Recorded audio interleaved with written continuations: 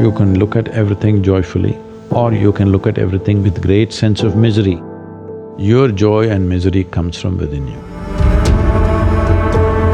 Gu means darkness, Ru means dispeller. One who dispels your darkness is a guru.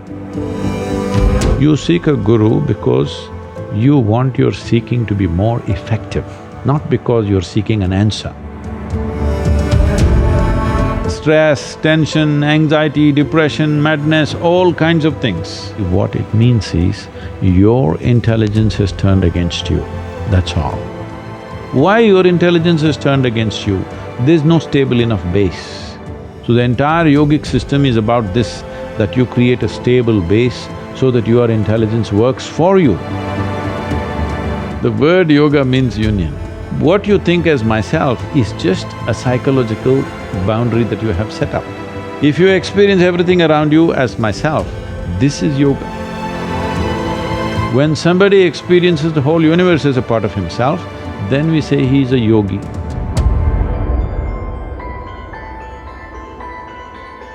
The significance of being human is just this. For all other creatures, how they evolve is fixed by nature. Your evolution is in your hands. If you strive, you can evolve whichever way you want.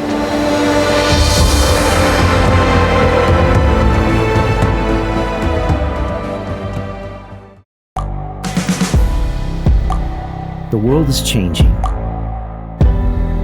Inspiration is everywhere.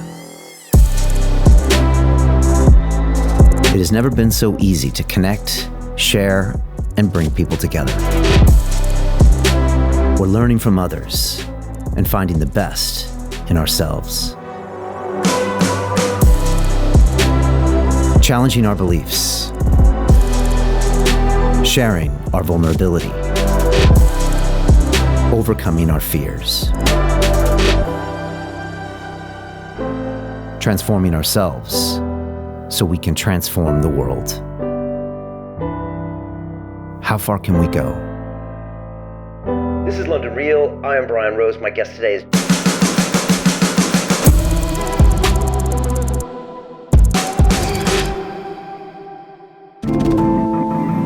When I first heard the name Sadhguru, to be honest, I was a bit skeptical, because every week on the internet these days it seems that a new guru is popping up trying to tell me what to do with my life. But as Sadhguru told me later, guru is a four-letter word and not something that he really subscribes to. He's really here to call us on a lot of our BS and push us to change the ideas that we have about ourselves and about consciousness. And he's got a great book called Inner Engineering, which is complete with stories of his life growing up as a kid who hated school, who rode his motorcycle all over India, until he had a moment where he came to terms with what he was all about, and now he's here to spread the word. And he believes we only have about 10 or 15 years left to save the environment, and it's gonna happen through changing global consciousness, which is exactly what we're trying to do here at London Real, through conversations at this scale. And so I know you're gonna enjoy my time with Sadhguru. Listen closely to what he said. He's got funny jokes, but if you practically take his advice, I really believe we can save this world, we can save each other, and make a massive difference. So I leave you with Mr. Sadhguru. This is London Real. I am Brian Rose. My guest today is Sadhguru, the Indian yogi, mystic, visionary, and philanthropist. You've been a keynote speaker at the United Nations and the World Economic Forum, and have been named as one of India's 50 most influential people. Your book, Inner Engineering, a New York Times bestseller, details your transformational system for achieving inner fulfillment, and your Isha Foundation, with more than 9 million volunteers worldwide, is dedicated to addressing all aspects of human well-being. Sadhguru, welcome to London Real. Pleasure to have you here. Before we get started, we're sitting at a kind of an English countryside manor. I was wondering, what is your relationship like with London and with England? And when you were a young boy growing up in Mysore, India, what did you ever dream that London would be? Well, we had to inevitably read a lot of English literature. You can imagine I read a lot of Thomas Hardy, so I had a pretty good picture of London. I mean, English countryside. He used to describe it for pages and pages, Yes. right? And you love that. Sentences ran for 2 pages at a time. He had a photographic mind. Very. You almost had a picture in your mind when you read Hardy. And you used to do the same when you used to travel through the countryside. Yes, maybe I was drawn to Hardy because of that. Because even today I don't think in words, I don't have languages in my mind, I think in pictures or videos. So my memory is also like that. I just crisscrossed India, not trying to go anywhere, simply recording the terrain of the land. I still remember every small outcrop, a rock, a twisted tree here and there. This is what lives in my mind. So, I found the terrain, the geometry of the terrain as the most engaging thing for me always. So in that sense, I think some of the English writers became attractive to me because in their minds it looked like they also saw it that way, but they were trying to paint a colorful picture maybe for the readers, but they had… Even in that reading, I only saw the geometry of the land. And when you finally did come to London, do you remember your first thoughts, what it was like? See, for me, one place is not so different from the other, except for the culture and the people and stuff like that. Wherever I am, I enjoy whatever kind of place it is, because see, people are thinking they can enjoy something. No, if you're joyful, everything is a pleasant experience. So is London for me. You've been a busy man the last few years. You've been traveling, speaking in front of universities, doing interviews, because I think you feel that we don't have that much time left, maybe 10, 15, 20 years. Can you talk about what you mean by that? See, as a generation of people, our survival is better organized than ever before. We have ability to communicate like never before. We have comforts and conveniences that nobody had ever imagined, this generation. But also certain things happening. One thing is, there are more people on the planet today thinking for themselves than ever before. Otherwise, a religious book was thinking for them, a priest or a pandit or a mullah was thinking for them, or there was one wise man who was thinking for them. Now, for the first time, a huge, massive number of people are thinking for themselves. Well, you can debate always whether they're thinking right or wrong, all that thing, but at least they're thinking. When I say thinking, what happens to thought process is, see, if two people get into an argument, both the people think the other person is illogical. That means in their mind, there is a certain logical pattern. However illogical somebody may seem to you, in his mind he has his own logical pattern. Once this pattern sets up that there needs to be some logic for you to come to a conclusion of about anything, then many fanciful things that you believe, like your journey to heaven and what is up there and all these things, they start collapsing. If you look at this generation, let's say 2 generations ago, how many people in UK thought they will go to heaven? And today, how many people think they're going to heaven and they're preparing for it? Has come down dramatically. 80% heavens have collapsed in people's minds. Still they don't dare to say that because there is still fear. But in their minds, the aspiration of going to heaven is largely collapsed. So when heavens collapse, what will human beings do? They will try to find it here, which is a very good thing. But if you don't show them any way to find a heaven within themselves, that is when at least 80 to 85% of the population today is on alcohol or some kind of drug happening simply because they are trying to build their own little heaven. Because the other heaven that was promised for a long time has collapsed in their minds. We have come to a place where to grow our food, we need chemicals. To be healthful, we need chemicals. Today, 70% of the population is on prescription medication of some sort. To be peaceful, we need chemicals. To be joyful, we need chemicals. To be ecstatic, of course, you have ecstasy. So we are going towards chemicals in a huge way. The water that you drink is full of chemicals, the air that you breathe is like that, and the food that you eat is like that. So if 90% of humanity goes into chemical consumption, consciously or unconsciously, if they consume a lot of it, the next generation that we produce will be of a lesser quality than who we are. That's a crime against humanity. Has that happened before in history? No, generally always the next generation is better than the previous generation. But today we are coming to a place where we could be producing a next generation which is less than us. Once that happens, we have done something very negative against the fundamental life process. So, this heavens collapsing and it's like a trapeze, you're leaving one trapeze, you need something else, if you don't find it, you'll hang on to anything. So right now, chemical is the net, it's not another trapeze, it's a net that you can fall into and people experience their own little heaven. Well, it ruins you in so many ways. See, anything… this is not a moral issue for me. What I'm saying is, the important thing about life, whether it's a grasshopper out there or you, both of us are striving to be the fullest possible life that we can be. A grasshopper is trying to be a full-fledged grasshopper, a human being is trying to be a full-fledged human being. So suppose you cut off one of grasshopper's legs, which is supposed to hop, the hopping leg, if you take it off, have you enhanced its life, I'm asking you? No. No. So similarly for a human being, if you take away any of his faculties in any way, even temporarily, have you enhanced his life? No. So intoxication is just that, it is taking away your faculties for a period of time, but if you continuously do it, it'll take it away for your life. So you're taking away or subjugating your faculties for a little bit of pleasure or maybe a lot of pleasure, however you wish to describe it. But the important thing is you're taking a backward step with life because life can only be enhanced by sharpening and increasing our faculties, not by decreasing our faculties. Our ability to be active physically, mentally, emotionally, spiritually, if this is in any way crippled, this means we are taking a backward step, though there may be pleasure attached to it. So I'm teaching them a way. If you sit here with your eyes closed every day, I'm very proud of this now, there are millions of people, in the morning if they sit with their eyes closed for a few minutes, tears of ecstasy will flow, millions of people across the world.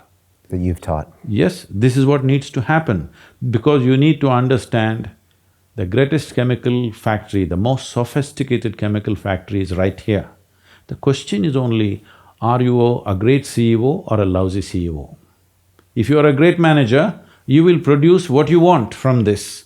If you are a lousy manager, you do wrong things, you get anxiety, you get something else, you get rubbish going on within you because you are misusing your chemical factory or you don't know how to manage your chemical factory. Just look at my eyes, I'm always stoned. No, never touched a substance, but always stoned. Is this because we have the technology for the chemicals, or are people taking the chemicals a reaction to this anxiety we feel? No, see people, every human being wants his life enhanced. If you don't show them proper ways to enhance, they will find shortcuts. See, a man who goes to the bar and a man who goes to a church or a temple or whatever, they're seeking the same thing, they're trying to enhance their life, isn't it? If you do not show them a proper way, they will take whatever ways are available on the street, that's all. That's why I'm saying it's not a moral issue for me, it is just that it sets you backward. You want to go forward, but it sets you backward. Besides the chemicals, what else bothers you about the world? Are you worried about climate change, war? Are you worried about AI, mobile devices? Why would I worry about artificial intelligence? I don't know. If they're going to do all my work, I will be glad. And what about global warming? What about some of these other issues of… The environment is a huge issue right now, there's no question. Am I worried about it? No, I have a plan and I'm working to the plan. If everybody works to one plan, because the plan is not made by me or you, our plan is along with the natural contours of life. If all of us have the same plan, we can turn this around. But if you don't do that in the next 15 years' time, if you start now and next 15 years actively across the world, if we do certain simple things to correct, in another 25 to 40 years, there'll be a significant turnaround. But if you leave this for another 25 to 30 years, you go on business as usual and then try to turn it around, it will take 100 to 150 years to turn it around, because that is the kind of threshold we are on. If we cross that, then turning it around becomes a much bigger challenge than the way it is right now. This is a good time to turn it around. Are we gonna make it? Are we gonna turn it around? You're asking for a prediction, I'm telling you I have a plan. Are you committed to the plan? That's a question. Isn't it? Prediction means what? That means we don't have a plan. And how do we get people to do this? Is it about education? Is it about people spending time without the chemicals, spending time with themselves? Is this why you wrote the book, Inner Engineering? See, all those things have to be done, but they are not the solution. There are incremental changes. The important thing that needs to happen in the world is policy changes need to happen in the government level on a global scale. This is what we have achieved in India. For the rivers of India, I did this rally for rivers, which got a phenomenal support from the people. 162 million people participated. This has been the largest movement ever. 162 million people in 1 month's time. So we made a recommendation how rivers should be handled in India. So this has become official recommendation from the federal government now to all the states. So once the policy change happens, budgets will come and everything, the government machinery will start moving in that direction. Well, we've been doing a lot of work, we've changed a few things, many other organizations are doing this, but this is not real solution. Solution will happen only when the fundamental policy in every nation changes towards a more eco-friendly way of doing things. One big mistake that's happened in the world is all these environmentalists are always fighting somebody. These fighting people, nobody wants to be a part of it because they are fighting against the economy. If ecology and economy fights, economy will win hands down.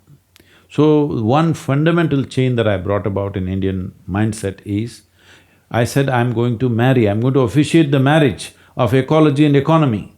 If our economy is not conducted in an ecologically sensitive way, if you say ecology or economy, well, only economy will happen, ecology will go, totally get destroyed.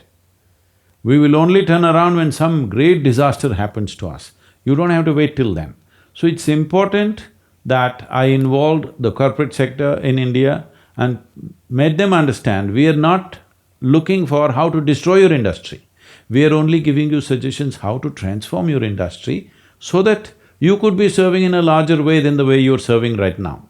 So this is important. For this, policy change is needed, hand-holding is needed, and turning around is needed, rather than going against somebody.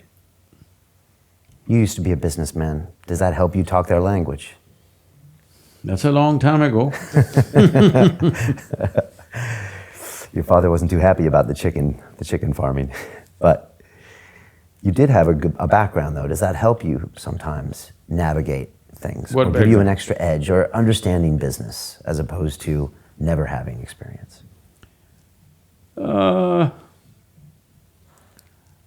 See, this question comes from the presumption that everything has to come from your experience. That means you're going to be very small. In this world, how many things can you personally experience? Very small. Even if it's wide-ranging experience, still it's very small. So essentially, this whole attitude and questioning and this kind of thing has happened to the world in a big way because our education is confusing people to make them believe that memory is intelligence. Memory is not intelligence. Memory is useful as data, but intelligence is a different dimension. We have gobbled this up, that we have made children believe from a very early age, if you remember something, you're smart. No. A tape recorder can remember everything. This camera can remember everything. This doesn't mean it's intelligent. So, one major aspect of my work is to separate these two. Within your experience, your memory and your intelligence are two different things. If you have an intelligence which is unsullied by memory, you will see everything just the way it is. But if you look at everything through the filters of your memory, everything is prejudiced. We see a lot of fighting happening these days, us versus them, Democrats versus Republicans. I think the New York Times did a survey the other day and they found out that someone would rather be against someone than for someone, even if they supported. Because then we're looking for the enemy. No, see, this is a culture that's evolved. In many places this is happening. Because elections are coming, I'm tweeting to encouraging people to vote. In India or in America? India. In India. I'm saying in India. So as a process of that, I say democracy is about all of us getting together and creating a wonderful nation. This is not about pointing fingers at each other. Oh, there's a whole barrage of comments saying, what does he know about democracy? Democracy is about criticizing the government, democracy is about pointing fingers, democracy is about pointing out the mistakes. So, some very left-leaning media came to me and asked me this question. I said, do one thing, you're married, right? You go home today, from morning to evening, you'll be all right. In the evening, just for 2 hours, criticize your wife for all the small things about which she's not okay. If you pay enough attention, she's not okay on many things, as every human being is. You criticize her, 22 hours you appreciate her, you enjoy her, but 2 hours you criticize her every day, believe me, in 30 days your marriage will be over. Is that so or no? I said, yes. Then why do you think you have to do this to the government?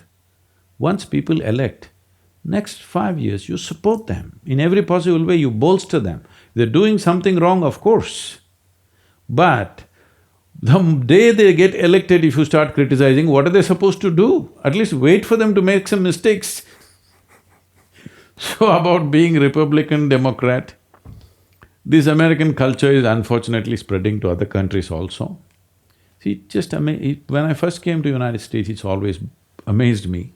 How are you Republican or Democrat by birth? This is feudalism, this is not democracy.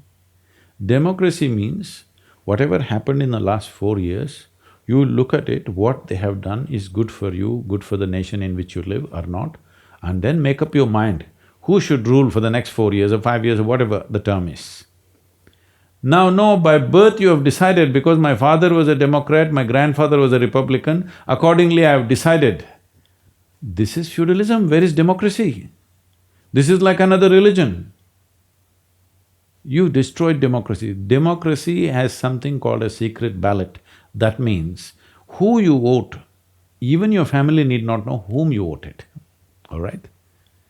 But now you already declared from birth, I'm going to vote only for this party, no matter what they do. This is just a feudalism. I think the 1900s, the feuds of Middle America have gotten to the whole of America now. America needs to rethink. If they want democracy, I'm suggesting this in India, none of the political parties will like it. I said, one thing is political parties should not have membership. They can have office bearers, whatever number of people they want as people who work for them. But there should be no national membership where millions of people are enrolled as members, because then it's already decided who they're going to vote for. It's important at every election, every citizen thinks whether this is good for me and my nation or not. And according to their own intelligence, they will think and they will vote. Otherwise, there's no democratic process. So I'm pitching for this, that political parties must surrender their this should go, that there should be no membership. Because you just formed a new religion. Why do you have so much pride and passion in India? I mean, you flew back for one day to vote. You're constantly giving back and doing things for this country. I'm doing everywhere in the world, not just to India. Okay, but you do a lot with India too, notably. Because a large part of the work is still in India. Above all, for me, a nation is not a geographical or political entity. For me, nation is the largest segment of humanity you can address. So, India as a nation is 1.3 billion people. If you make some changes, then you are addressing a massive amount of humanity right there. So, I'm looking at every nation as just a segment of humanity, not as a political or geographical borders. That's not important for me. But we have still not found a way where the entire world can embrace each other and become one global entity. That's not yet a reality, it's still far away. That's not Twitter. That's not Twitter and social media, not yet. That is okay, but in terms of administration, in terms of goals, see, even now, European Union, you're having a Brexit, all right? People find their own reasons as to why they cannot be together. So, world is still not in that place where they can embrace each other and live as one. So, right now, how do you address the well-being of human beings? Nation is the largest piece that you can address. You get to speak to a lot of young people in their 20s. You become very popular. You're kind of the uncle they never had, the grandpa they never had. What do you see in our young people today? What do you see them struggling with, and do you see hope? Do you see confusion? See, the problem with every generation is the previous generation thinks the next generation is all confused. Always been the case, right? It's not true. It is just that the older generation is not able to come to terms with the new possibilities that the next generation is exhibiting.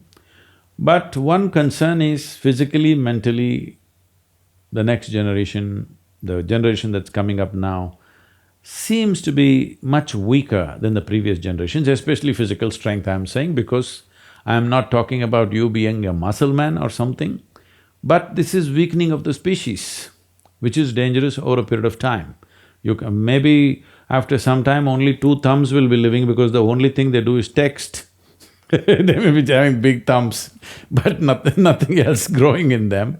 So I feel the youth of today should get little more in terms of physical activity, little more into nature, maybe climb a mountain, maybe swim in the lake.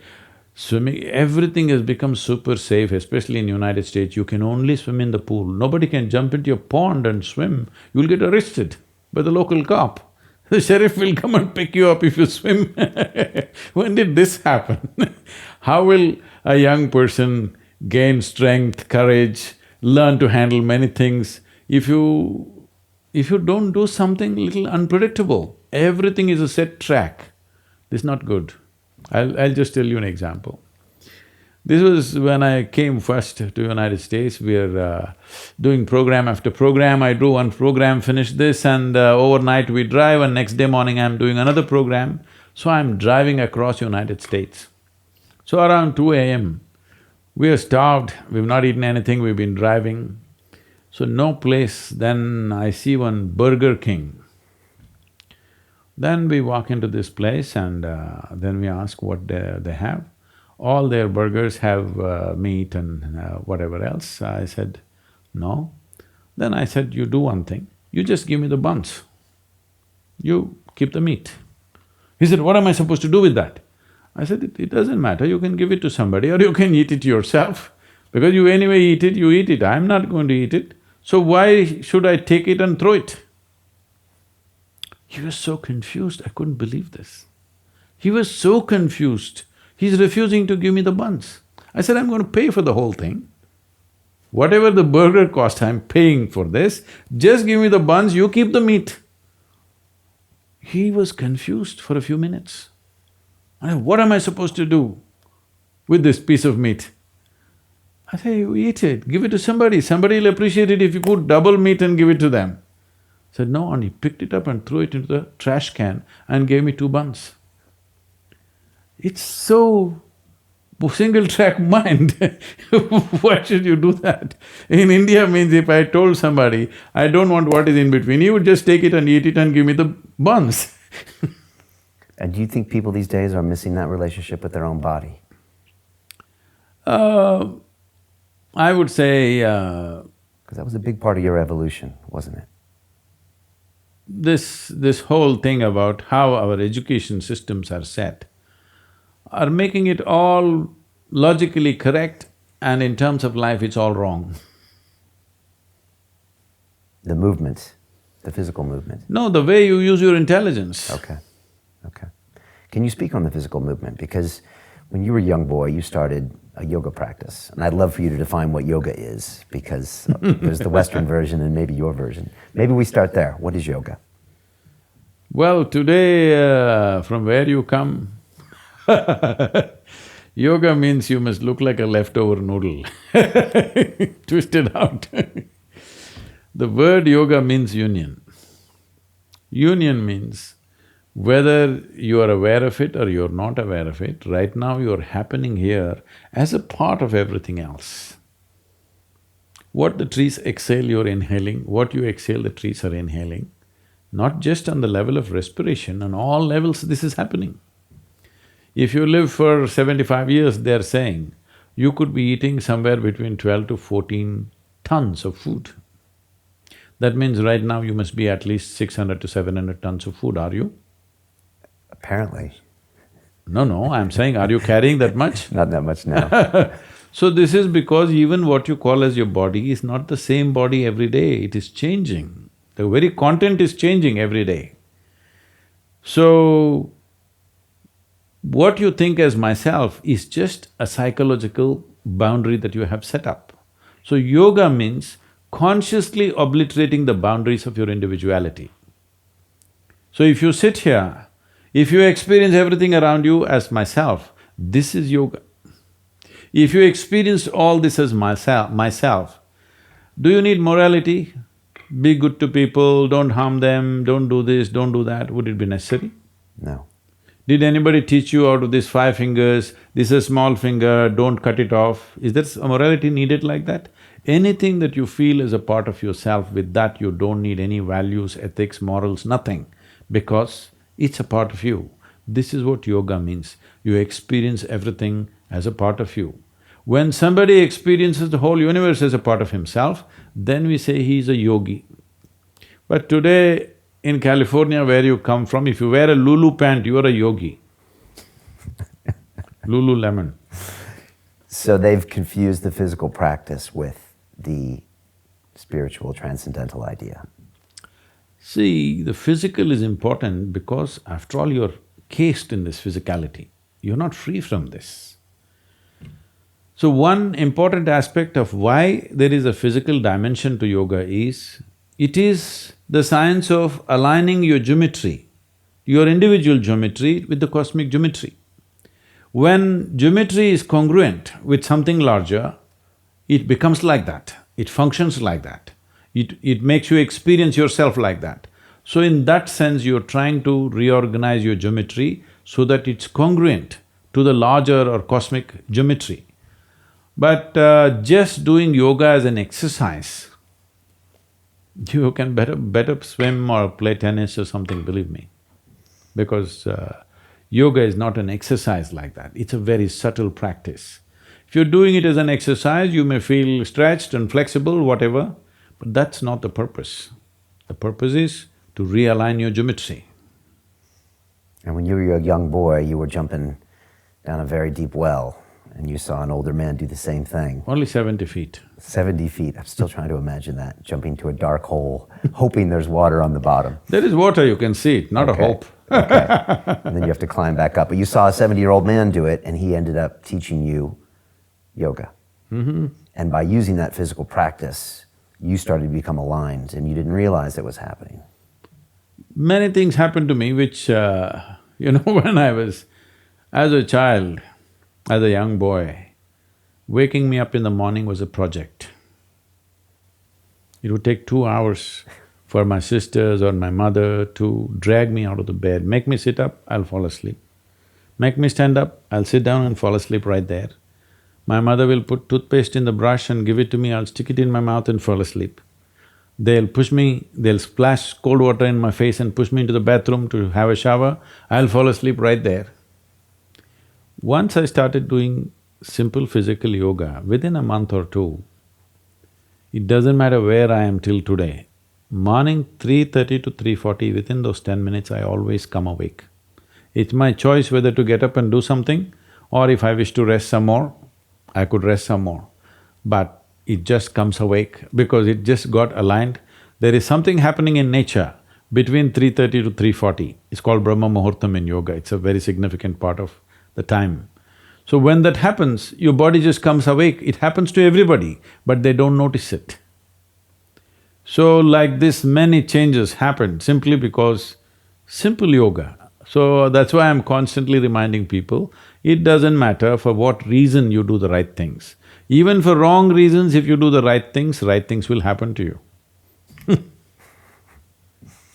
In your book, you talk about how everyone is out there searching for happiness and joy, and yet it's inside them the whole time. Everything is inside them if they look. See, all human experience comes from within, isn't it? I don't know what kind of geniuses thought these things. I know in America there must be a million books telling you how to, milk happiness from something else or somebody else but all human experience is generated from within. What comes from within you must be the way you want it, isn't it? Isn't that simple enough, I'm asking? Yes. What comes from around you may not be the way you want it, but what comes from within you must be the way you want it. If whatever happens within you the way you want it, will you be blissed out or miserable? Should be happy. Blissed out. Blissed out. Now, it's simple, that doesn't mean it's easy. Well, it's not difficult either. See, most people understand complexity as intelligence. If they make themselves difficult, they are supposed to be intelligent. Making a simple thing difficult is not intelligence. Making a very complex thing simple is intelligence, isn't it? So wrong sense of intelligence, idea of intelligence has entered people's minds. They think if they make a problem out of every solution, they're intelligent. No, no. If you find solutions for every problem, that is intelligence. That's my understanding. And how do people start on this path? Because a lot of this makes sense to people, but in the world they live in, they don't know where to start. Even yesterday I was at this How to Academy talk. The last question was, all this is fine, Sadhguru, can you give us one mantra that we can take home and that'll work for us? So I asked a simple question. See, to learn ABC, to learn to read and write a simple language like English, I'm saying simple language, it's just 26 alphabets. Tamil language has 212 alphabets, very complex. To learn a simple language, you take 12 years of schooling. To read, write, understand, this all you're doing in the school. You may be reading a science book, but you don't know any damn science by reading a high school textbook, all right So, for this you're taking 12 years. To transform your life, you want to do it in 2 minutes. So is that what your life is worth? So if your life is worthwhile, is it not important that you invest a certain amount of time and energy rather than looking for this stupid stuff of one mantra with which I will transform my life? It will not happen like that. That's the reason why most people have remained the way they have remained, because they've not invested in their well-being. So it's a serious long-term investment. It is not long-term. I would say, if I ask you, is your life worthwhile enough to invest 30 to 32 hours of focused time to bring some basic transformation within you? If I teach you a way where you can manage your chemistry the way you want, but we need 32 hours of focused time, do you think your life is valuable enough for that much investment, I'm asking? Yes. Then you must invest, that's what is called in an engineering program. It's 32 hours of focused time. We can format it in different ways, but that much investment has to go in. You want a 2-minute mantra, this is like this. It once happened, Shankaran Pillai had a serious spinal issue. So he went to the doctor took an X-ray and told him, see, you need a surgery and it costs you 50,000 rupees. You can convert that into pounds if you wish. And you need 6 weeks of bed rest. Shankaran Pillai said, don't you know I'm a busy man, I'm a television anchor I can't take 6 weeks break, nor do I have 50,000. I'll give you 100 rupees, what can you do? The doctor took the X-ray, toyed with it for some time and said, well, I can fix the X-ray for you.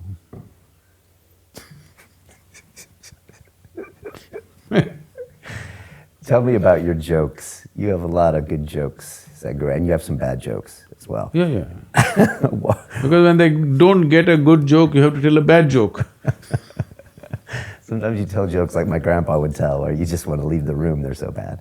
But they always have a point. Have you always used humor? Because there's a lot of it in the book. Well, I don't know what's a bad joke. For me, it's not a joke, it's just another device to make them see something.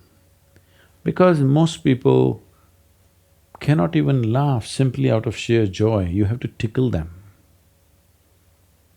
Even if you tickle them in that, they're judging what's a good joke and a bad joke and getting angry about some joke that they don't like because they think it was attacked, something that they believe in, that they're identified with.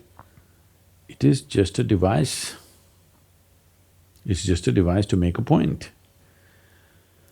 Because if the same thing is told to you in utmost seriousness, you will make a dogma out of it, which is very dangerous. The idea is, see, people are always looking, in the end, people who ask, all this is fine, but what's the takeaway? They want a commandment. We are talking about consciousness. Commandments won't fly. Commandments means you're trying to fix your life. Consciousness means you want to liberate your life. My intention is you must liberate your life. People come and say, Sadhguru, please teach us how to control my mind. Say, you want your mind controlled or liberated? Oh, yes, liberated, but how to control? Because they think that intelligence is a serious problem. And it's been in their lives. So what is the solution? If you remove a part of your brain, you will be fine. You're essentially complaining, I wish I had the brain of an earthworm, this human brain I am not able to handle. Yes, that is a fact. See, according to Charles Darwin, he's an Englishman, okay? It's not me. Charles Darwin said that you evolved out of a monkey. You were a monkey, then you became a man. Some of the neuroscientists today are studying, genetic scientists are saying this, that the difference, the DNA difference between a chimpanzee and you is only 1.23%. So in that sense, physiologically you're only 1.23% away from a chimpanzee. Not a big difference, isn't it? A shade. It's just a shade of difference. But in terms of intelligence and awareness, you are worlds apart from a chimpanzee. So your problem is just this, you have an intelligence for which you don't have a stable enough platform, and that's why yoga. To create a stable platform so that your intelligence works for you.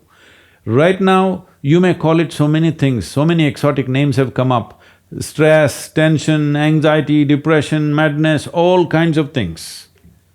All this essentially what it means is, your intelligence has turned against you, that's all. You can give any number of reasons, but essentially, your intelligence has turned against you. If your intelligence was working for you, would you create blissfulness or misery? Bliss. This is all. Why your intelligence has turned against you? There's no stable enough base. So the entire yogic system is about this, that you create a stable base so that your intelligence works for you. If your intelligence turns against you, no power in the universe is going to save you, you are a done thing.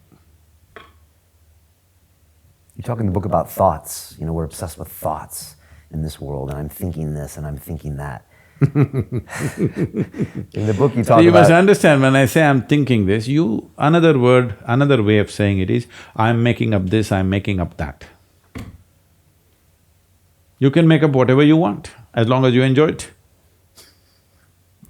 But that can be dangerous, always trying to think of the solution, always trying to be your thoughts. See, if you become what you make up, unfortunate, isn't it? Yeah. Your thoughts belong to you or you belong to the thoughts, you must make up your mind.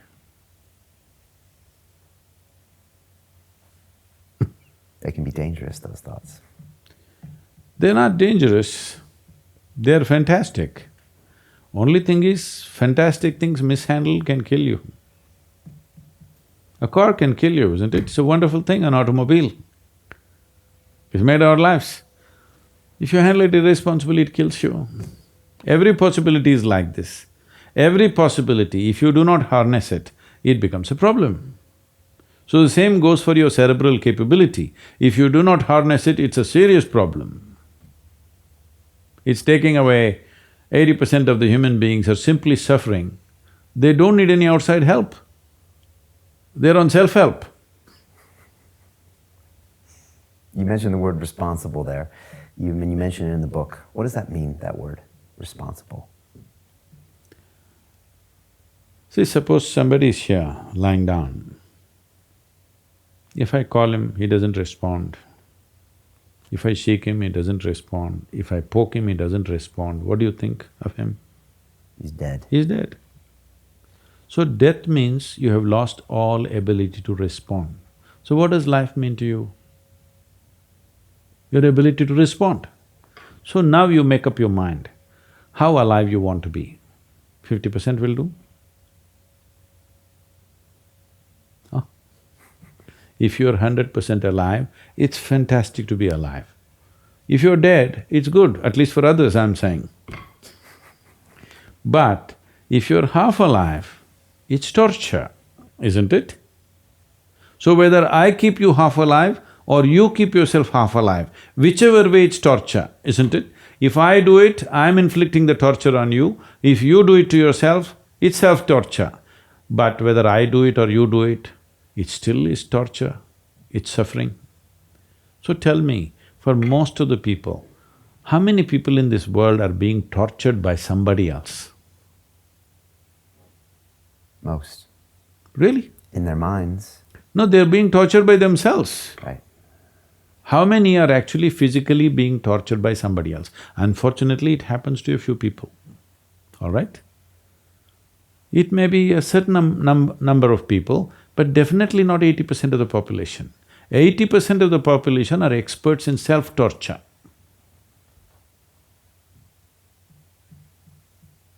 It's like, if I ask you a simple question, would you want your intellect to be sharp or blunt? You must choose, I'm going to bless you right now.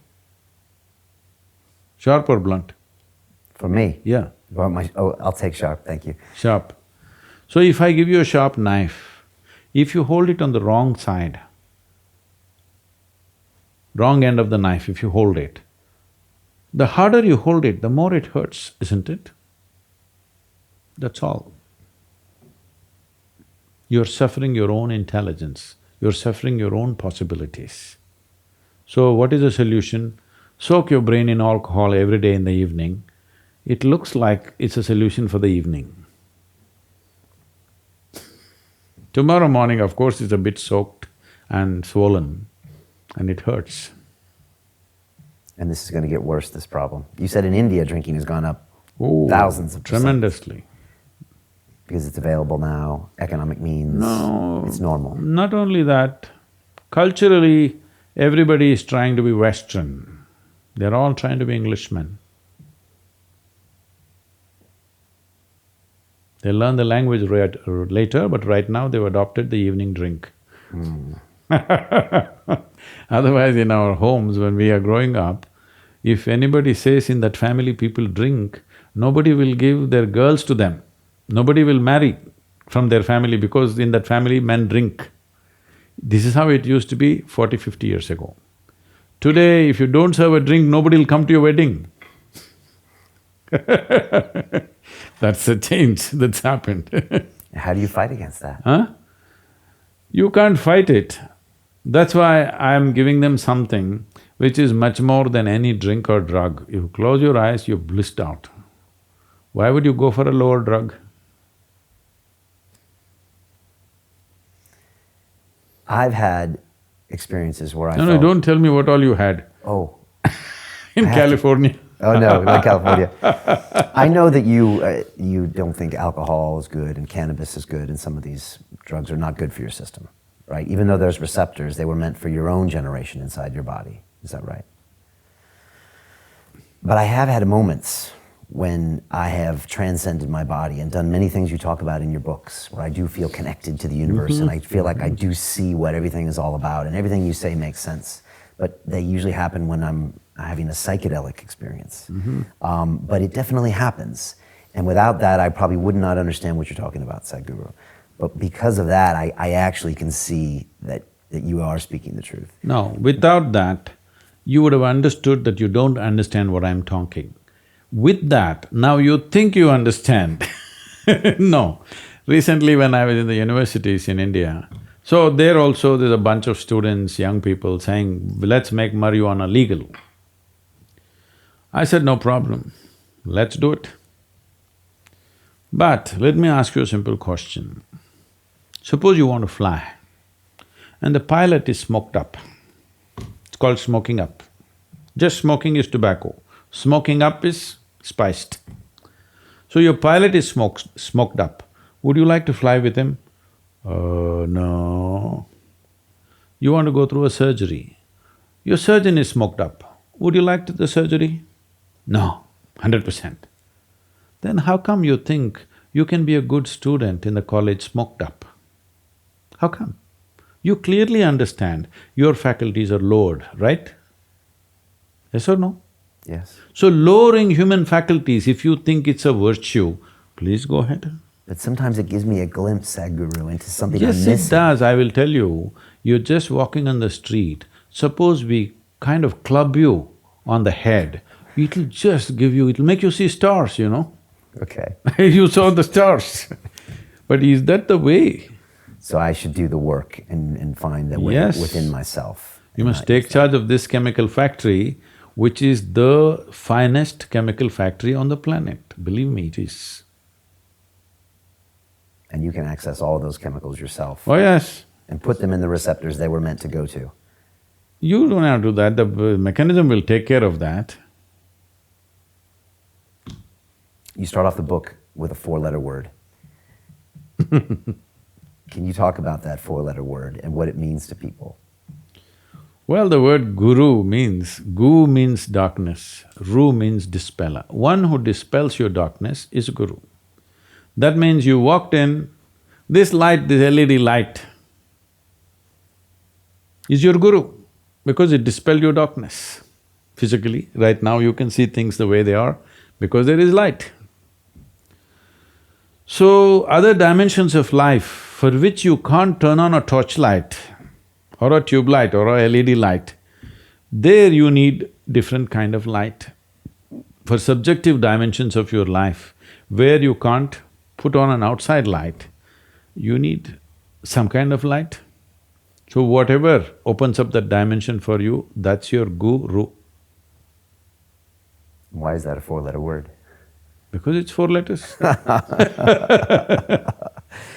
You know, lately on the internet, I seem to see a lot of gurus popping up from different places. And sometimes I don't know if they're gonna dispel me from the darkness.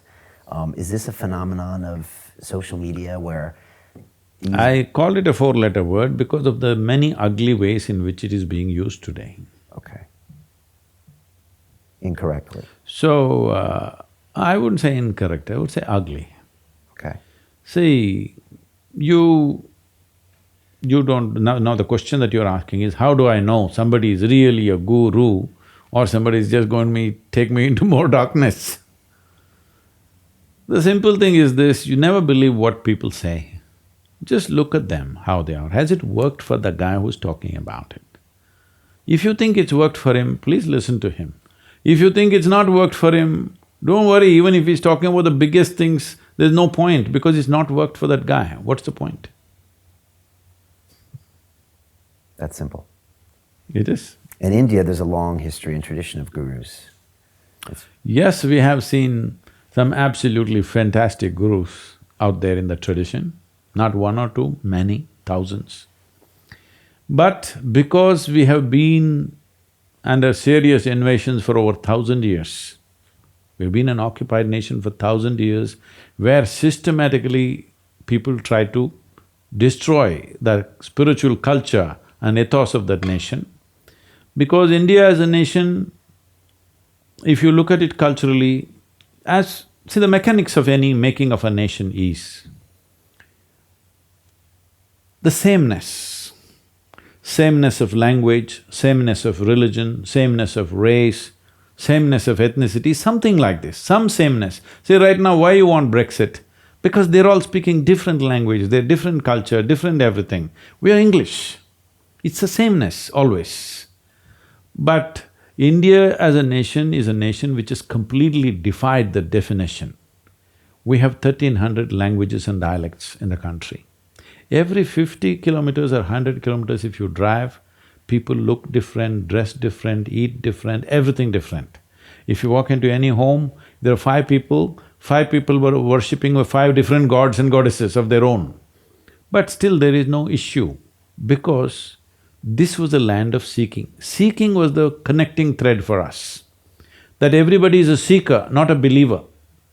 This is the fundamental nature of that culture, that you are supposed to seek. You don't believe what is written somewhere, you don't believe what some guru said, what some great… somebody who claimed to be a god said or a messenger said. You always seek. You use all of them as help to seek more profoundly. So guru was there not to give you a commandment, but only to assist you to seek. You are seeking, but maybe your seeking is not incisive enough. So a guru gives you claws to seek little more effectively, but he never gave you a commandment. So there is really no danger from him, because he is not giving you commandments. The moment he gives you commandments, he is claiming to be God. So if you're eager to go to heaven right away, first thing is you must die, all right? You seek a guru because you want your seeking to be more effective, not because you're seeking an answer. And these old places of worship, you used to go and not be told anything. They were just spaces. Yes. Where you could… Even now it's like that. Most of the places in India, only now in competition with somebody, they're trying to turn them into places of worship. Otherwise, the basic rule is if you go to your temple, you're just supposed to sit there. Just sit there, that's all. Quietly sit there, imbibe the energy and go out. That's what consecrated places mean. Consecrated places means very concentrated life energy. See, essentially life and death means like this in yoga. This same energy, if it is very dynamic, we call this life. If it attains a certain level of inertia, then we say it's death. It's the same stuff. Life and death is the same stuff. In a dynamic state, we call it life. In a state of inertia, we call it death. So the whole purpose of various practices that you do is, how dynamic can you get it so that your seeking becomes effective? If it's not dynamic, your seeking will not be effective. Every time you make a conclusion, every time you believe something, in some way you bring inertia into your life and to your intelligence. So, a guru is not there to give you commandments. A guru is there to constantly crank you up and crank you up and crank you up so that you are dynamic in every aspect of your life. Without dynamism, you will not taste life. Dynamism need not necessarily mean you're doing 1,000 things in the world, not necessarily like that. If you sit here, this life is in its highest dynamic nature. It has to be like this, only then it will know the full depth and dimension of what this life is about. If it gathers inertia, either because of the drug or the drink or just the way you're structuring your mind with belief systems and dogmas, it becomes static or inertia gathers, then you're creating death. When you're alive, if you have to practice death, which is what most people are practicing, if you just go and see outside, most people are driving their dream cars. But look at them, it looks like they're going to their own funeral, if you look at the expression on their face. Why? Are they practicing the last pose of their life? They're not driving their dream car with great joy. Does that make you sad when you see so many people unhappy? There was a time I cried for it, but these days I laugh. Well, that's sadistic, isn't it? But you see it, I mean, people into their phones and people unhappy and people angry at each other, and yet we're at this time in our life where we have, you know, the connection to so many resources and knowledge. How do you manage that in your brain, just to see those two things? See, that is the most fundamental aspect. That is… The following success secrets are only available inside the London Real Tribe, where you get exclusive access and insights from our high-performance guests on wealth creation, productivity, leadership, morning routines, health, and well-being. To join our tribe community, go to londonreal.tv/tribe. Now, let's continue with the show. And what do you say about people that complain? Well, they can complain as much as they want. All they're doing is see, all this is happening because people are not conscious that they're mortal. They think other people die. They don't know consciously that I will die. As I sit here, my clock is ticking away. What is ticking away is not the clock, life is just ticking away. As you sat here, both of us are 30 minutes closer to our grave, yes? Yes. If you're conscious of this, you would manage your life in the best possible way. You think you have eternal amount of time, so you have time for all kinds of rubbish. There are only two aspects to life. It's a certain amount of time and a certain amount of energy. Time is rolling away for all of us the same way. There's no choice about this. It's just going. But you can manage your energy. If you manage your energies in a very intense and dynamic way, what somebody does in 10 years, what somebody experiences in 10 years, you could experience in 10 days or 10 moments. In this context, you will live long. If both of us live for 100 years, in my experience of intake of life and impact of life, I have lived here for 1,000 years. Somebody else, in 100 years, they could have barely lived for a year or 10 years. Because they are they're committing suicide in installments. And your mission is to change all that? No, I'm just… I just want to live in a wonderful world, not with miserable people, so I'm trying to add some company. And is it working? Oh, of course, it's working. But I know I'm destined to be a failure because, when it first happened to me, I just realized one day that if I simply sit here, don't mess with myself, every cell in my body will overflow with ecstasy. There's really nothing to do. If I don't just mess around with my mind and simply sit here, ecstasy will flow. I tried in many different ways, various kinds of situations, wherever I am, if I simply don't mess with my mind, if I simply sit here, ecstasy will overflow. Then I decided, I made a plan. There's no fool like a young fool. Because you're younger than me, I'm saying that. A little bit. So I was just 25 and I decided in next 2.5 years, I actually made a plan. 2.5 years' time, I will make the whole world ecstatic. And that day the population was 5.6 billion people. I said I could easily do this because after all there's nothing to do. If I just teach them simply to sit here, it'll happen. Well, 37 years, look at me Well, people say we have touched some 500 to 600 million people today, but that's not my idea of the world, 7.6 billion people. So I'm destined to die as a big failure. I'm trying to increase my percentages, improve my percentages, but I know I will die a failure, but a blissful failure because whether I succeed or I fail, whether it works, it doesn't work, does not decide the quality of my life. But you do feel that now is the time to really go harder. Now is the best time ever. Why is that? Because we are here. And also, just imagine, there is a statue of Buddha sitting here, Gautama the Buddha. When he came 2,500 years ago, if he spoke, a gentle being that he is, hardly 10 people heard. People behind will ask, what did he say, what did he say? that idiot will say something to that guy will say some other nonsense to somebody. By the time it goes to the last person, some rubbish will happen. This is the fact. And somebody will write down and misinterpret it in 1,000 different ways. Hardly we know what in ancient times they actually spoke, because everybody interpreted and reinterpreted these things according to their convenience. Say, look at the technology today. I can sit here and talk to the entire world if the necessary arrangements are made, isn't it? And it's all recorded. Tomorrow if you come back and say, Sadhguru said this, we'll just play back the tape and say, that's not what I said. Was this ever possible?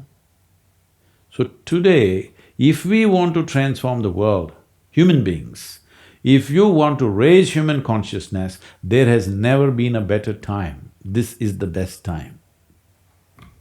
I agree. And the technology can help us in this situation. Technology, definitely. Above all, people… heavens are collapsing, this is the time to change. I have two young boys, 2 and 3 years old. How do I raise them in this age to make sure they See, don't… we use the word raise only for cattle. Human beings you don't raise. Even for plants we say we cultivate, but only for cattle, sheep, we say we raise the flock. So this raise thing has come from a very religious backgrounds. You want to raise them, that means you want to raise them in such a way that they will not think one thing more than what you teach them. This is a way of subjugating future generations, this is a way of subjugating human intelligence. No, you should not raise your boys. They don't belong to you, you must understand this. Just a privilege that they've come through you. It's a privilege you must enjoy, create the necessary atmosphere, a healthy, loving, nice, pleasant atmosphere so that they will grow of their own accord. You raising them means you screwing them up. That's what raising them means. Please don't do it. Next generation should not be like you. It should be in a way that you cannot imagine this is even possible, isn't it? Yes. Your own daughter, you didn't have anyone teach her math or letters or languages, you just let her grow. Yes. Tell me about your live events. I've seen some of these big shows, amazing shows, some of these things you do in India. Well, why do those and what do those bring? What do those feel like when you're there? It's not a show, first of all, because what happens in these events, if there are 100,000 people in an event, you will see at least 80% of them will be shedding tears of ecstasy and love. So it's not really a show. There is no promise of heaven, all right? There is no miracle. There is no enemy. Why I'm saying this is, without creating an enemy, you can't gather people and get them focused somewhere usually. All movements in the world if you see, they will create an enemy first. All our problems, this guy is the source. Now you can get all of these people, boom, against him. The fundamental of the movement is that there is only one enemy, that's yourself. If you fix this one guy, everything is fine in this world actually, isn't it? That's true. Yes. So never before a hardcore spiritual process like this has become such a massive movement. This is unique, that today if we do the annual event in February or March, over 1 million people gather, over 100 television channels are transmitting this live.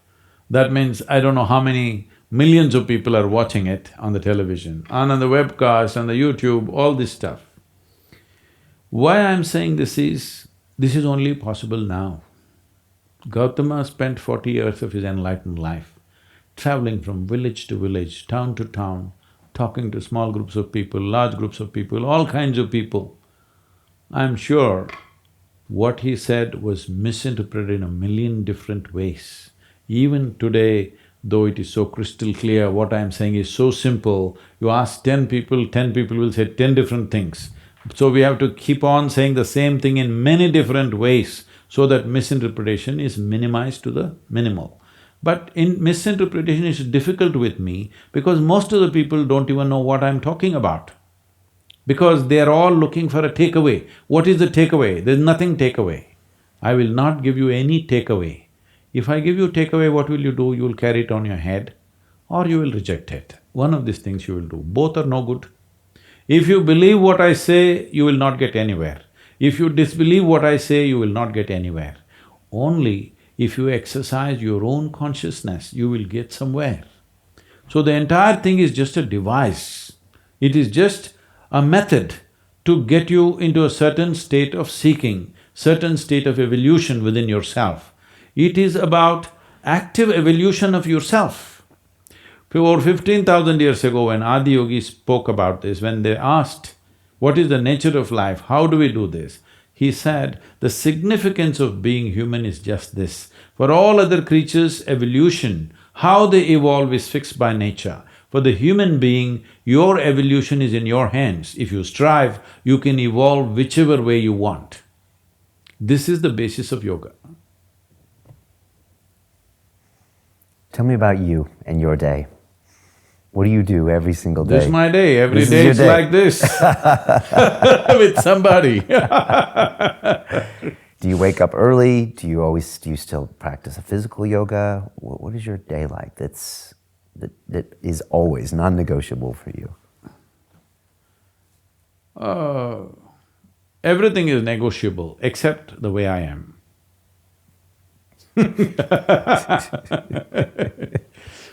Because if I sleep on the same pillow for 2 nights, it's a luxury.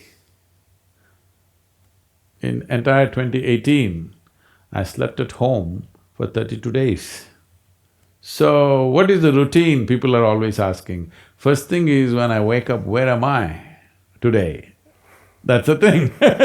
So, there is no routine for me.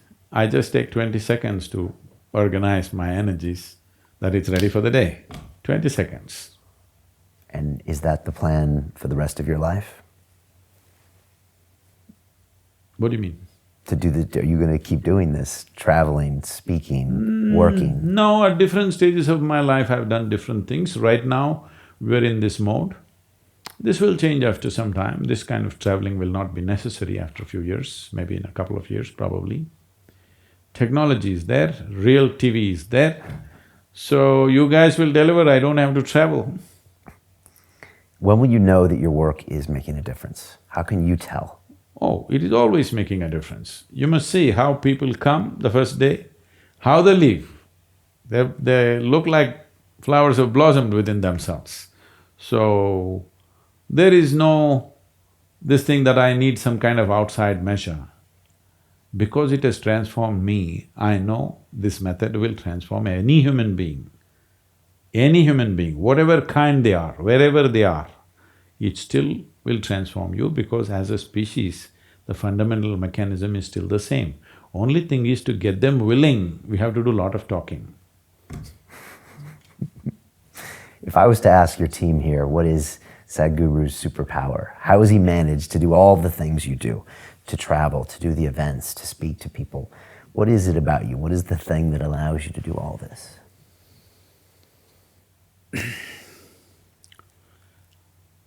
Because I'm not a product of my memory. I have a huge memory of lifetimes, but I'm not a product of that. That's the important thing. Most people have misunderstood their memory as intelligence. Today we are moving into an era where artificial intelligence is coming. I'm being it's ridiculous thing is, I'm being invited to speak in these conferences where there's debate about artificial intelligence. So I asked them, why are you asking me to come? I'm a natural intelligence, why are you asking me to speak in artificial intelligence? They said, no, the problem is, what will we do? We will lose our jobs. I said, I'm glad you guys will lose your jobs. Because the only stupid thing you have done is you read a book 5 years ahead of me and you think you're a superhuman? And you're acting funny in front of children that you know better than them? Just because you read a stupid book ahead of them, right? This will mean nothing in the next 5, 10 years. Your scholarship, your PhD will mean nothing. My phone can do 10 PhDs in a day. It has that much information. So, you acting up, holding a certain bank of memory and acting up like you're super smart, these days are over. There was a time, if you had big muscle, you really acted like a big man. Today, if you have big muscle, maybe we'll keep you outside at the gate as a security man. You're not the boss here because of your muscles, isn't it? The same thing will happen to your intellect. Simply because you have big memory, you are not going to be of any great significance because the machines will do better than you. This happened to all the muscle men about 50, 100 years ago. Yes, the machines came and took away the power of your muscle. Now machines are coming which will take away the power of your memory. This is fantastic time. Now in future, the only thing that matters is, what kind of a human being are you? I want you to emphasize the being, because you're the only one who has the privilege of being called a being. We don't call a tiger being, a lion being, an elephant being, or a grasshopper being, only you. We refer to you as a human being because you're supposed to know how to be. How far away from truth is that? So once artificial intelligence comes and it takes over all the power of holding memory and thinking you're great, your scholarship, your PhD, your priesthood, everything will go away. You read a handful of books and thought you're a great scholar. Somebody read just one book and they thought they're representatives of God. All this will go. It's good times coming. Part of your plan, AI. Yes, it's a wonderful plan. Sadhguru, what scares you? Huh? What scares you? Nothing has till now. Anything in life? My father always, was very worried. He would always say, there is no fear in this boy's heart. What will happen to him? I heard this many times through my childhood. One day when I was around 11 years of age, I caught a big cobra and came home. And he said, this boy has no fear in his heart, what will happen to him? I asked him, when did fear become a virtue? He said, see, I told you he has no fear in his heart. Why is fear a virtue? Religions of the world have put fear into you about everything, about life and death, isn't it? And they've also told you if you die, you will go to God. So then why fear? But you're also God-fearing. Fear is the basis. You must be God-fearing, life-fearing, death-fearing, everything-fearing. If you fear the God, of course you must fear the devil also, right? So fear is the key till now. This is important to understand. What is happening is just this. People are suffering. What are they suffering? They think they're suffering their life. No. People are suffering something that happened 10 years ago, something that happened 10 days ago, something that happened day before yesterday, they're still suffering. Or they're able to suffer what may happen day after tomorrow already. They're not suffering life, they're just suffering their memory and their imagination. Two greatest faculties that human beings have is this, a fantastic sense of memory, a vivid sense of memory, and an absolutely wonderful sense of imagination. This only human being has. These are our two basic faculties. These two things you started suffering. So what you're saying is, evolution has made a mistake with you, please make me an earthworm once again, so that you can just at least become eco-friendly. All the best. What happens when you die? What happens? What happens to your spirit? You're asking me or you? Yeah, what will happen to you? Huh? What will happen to you? No, I have a clear plan about that. Clear plan? Yes. You're not gonna share it with me? It won't make any sense to you. Anyway, it's been an 8-year project, now I'm just nearing completion. It's a book on death, the inside story. Ooh, is that what it's called? Yes. You have good names for your books. The inside story. This is a book for all those who shall die. Is that ultimately also what makes us suffer, our relationship with death? No, it is only because we have not come to a fundamental acceptance of the nature of life. Death is not a separate entity. Right now, we can say you're living. We can also… if you remove the morbid ideas that you have about death, actually you're dying right now. One day it'll be complete, the process. Is it on or no? Yeah. It is on. What's wrong with this? It's good, death is good. It's on right now. One day it'll be complete. Well, we don't want it to complete tomorrow morning, we want to run through the full scale of it. But at some day you will be glad you will die, isn't it? If I want to really punish you, I don't have to give you death sentence. Suppose I give you a life sentence, you cannot die. Just imagine. I gave you a punishment that you cannot die, no matter what you do. Even if you try to commit suicide, if you behead yourself, you still cannot die. How would die? How's that punishment? I'm thinking about it right now. It's too terrible. Because why? I see suffering and I see it never ending. That's not the point. Even if you're joyful, you'd like to close the chapter at some point when you're done with it, isn't it? Did you enjoy your school? Yes.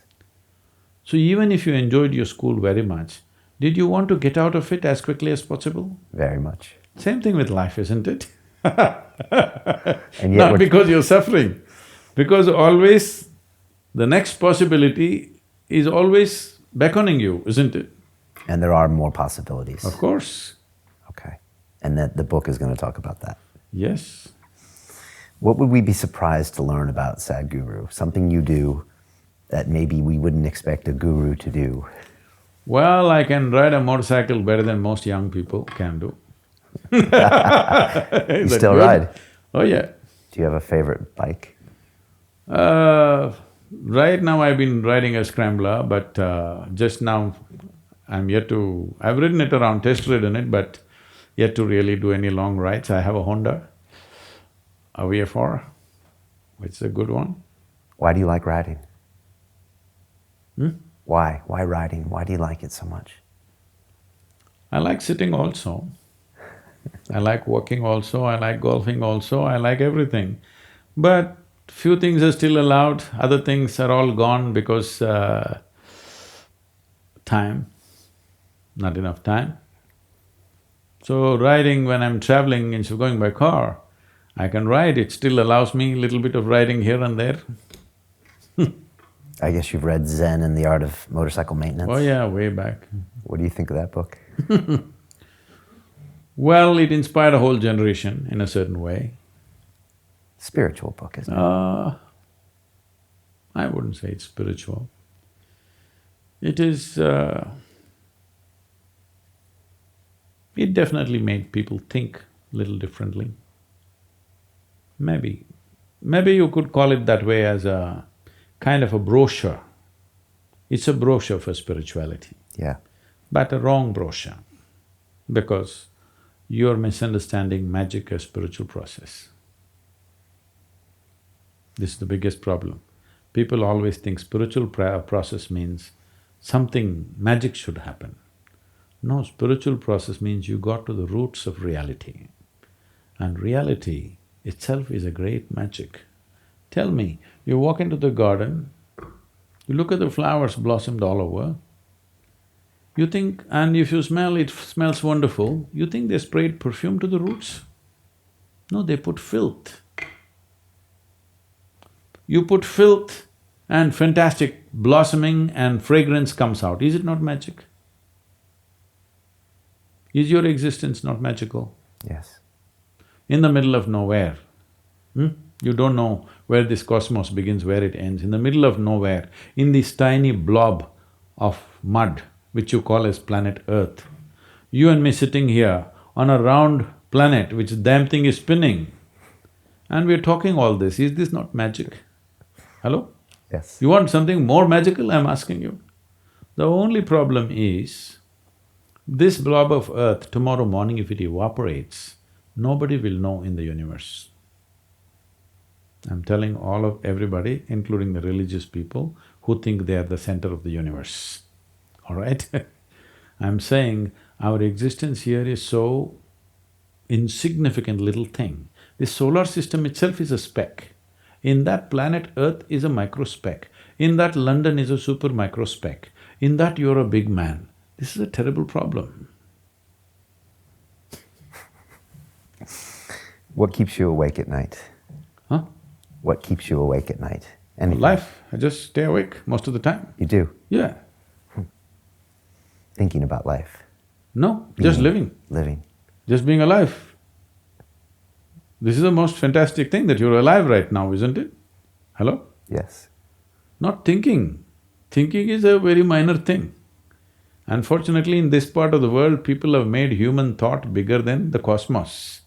Your thought has become more significant than the universe. This is a tragedy. Your thought is just a recycling of the data that you already have. Nothing new can happen there. You can just recycle your garbage as much as you want.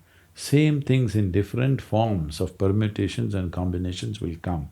But can you think of something absolutely new, other than what's in your memory? I guess not. You cannot. So stop trying.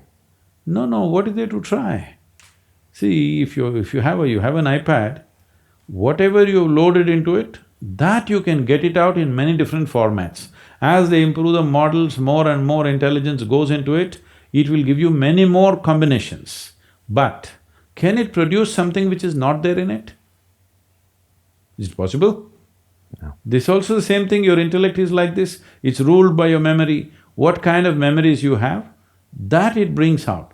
Just because most of the memory that you carry, you're not conscious of, it looks like fantastic things are coming out. Nothing fantastic is coming out. What you have gathered is what is coming out. But in many formats, of course. I'm not saying it's useless, I'm just saying it's a limited possibility. Sadhguru, I have a couple final questions. If I was Final question is one, not couple. How can that be? If I were to give you a magic phone and you could call up the 20-year-old Sadhguru and give that young man a bit of advice, knowing everything you know now, what would you tell him? Well, 20-year-old Sadhguru didn't have a phone to receive. Let's say he did. What would you tell him? What would I tell him? What would you tell him? He hadn't gone up the mountain yet. Just don't talk to a Sadhguru. That's what you'd tell him? Yeah. Don't talk to you. Yes, because I am who I am because I never identified myself with anything. Whether family, society, religion, politics, whatever was happening around me, I was involved with everything, but never really identified with anything.